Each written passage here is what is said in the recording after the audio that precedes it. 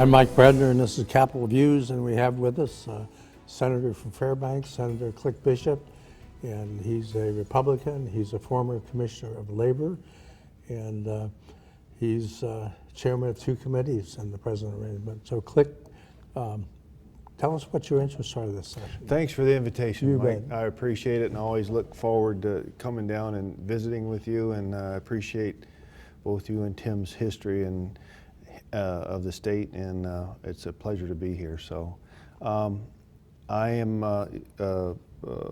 chair of the Community and Regional Affairs Committee, and we've also put a little energy bent on that committee as well.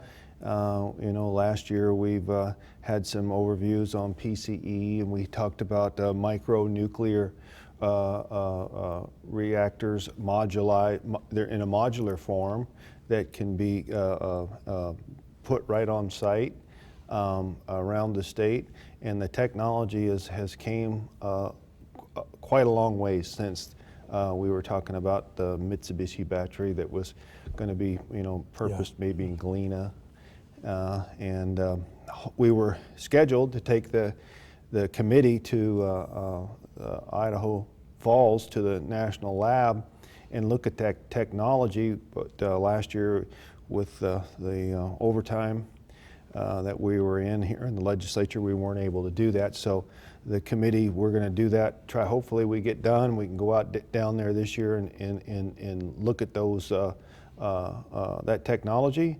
You know, we have great energy needs in this state, and there's no one silver bullet that will satisfy all of our power needs, and we're going to need a little bit of everything. So, well, you know, sort of as an aside, the mining industry, I mean, they're heavy power users in their mills and so on. So that kind of thing could have a ramification on the mining industry. Right. You know, let's just talk about that for a minute. So Andy Miskovich, he's of the Miskovich fame from the Iditarod and Flat mining districts. He used to, I visited with him over the years. He's since passed, God bless him, but he used to say, you know, something like a Fort Knox, if it's, you got to have infrastructure in this state. So you look at Fort Knox, and his comment was you could drive from pavement to bedrock, meaning, you know, and you had power. And you know, you don't have to look no further than where we're sitting. You know, how many 100 feet from here was the AJ mill, and across the street, across the channel, we had the Treadwell.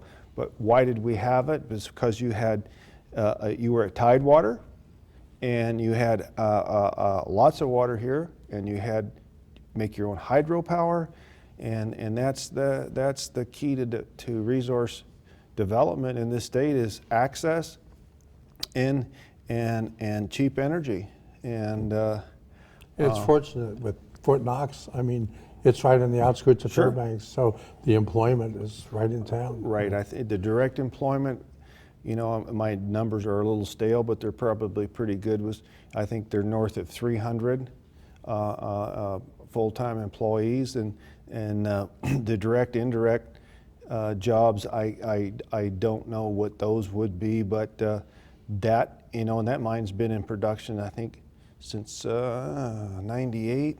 You know, Tom Irwin came up here, and former commissioner of DNR, and put that mine over the top and got it into production. So I think it was around '98, and it is still producing, right? And you have Pogo at Delta. And that's accessible by road. Road, right? Access. So it was close to the Richardson Highway, and they built a 52-mile all-weather road to that mine site. That was an interesting project in and of the fact that from the time they, I won't say discovery, but from the time that they started permitting until they started construction on that mine was 10 years, and that's pretty good in this day and age. And there again, you know, there are over 200 and some employees. So we got 2 major gold mines bookending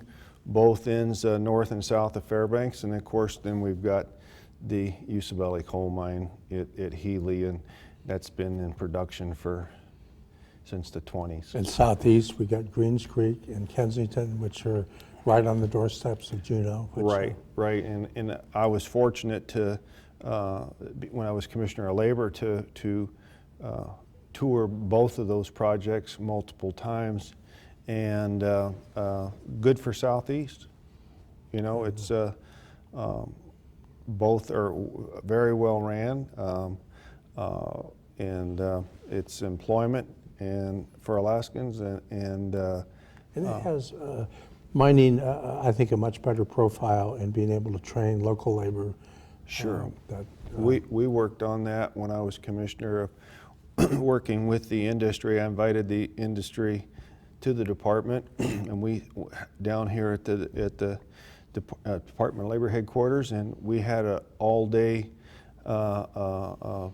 brain dump on all things workforce development as it pertained to mining. And of course, you know David Stone well. Yes. He was my deputy commissioner. His mining background is extensive here in the Juneau area. You know, and so he was the lead for me and the state on that, working with the mines. Him and I were tag teaming that and working with the mining industry, developing and further enhancing the workforce development programs in the state.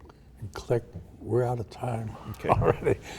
But it's a pleasure to talk to you, and you got a great background and good fortune up on the Hill.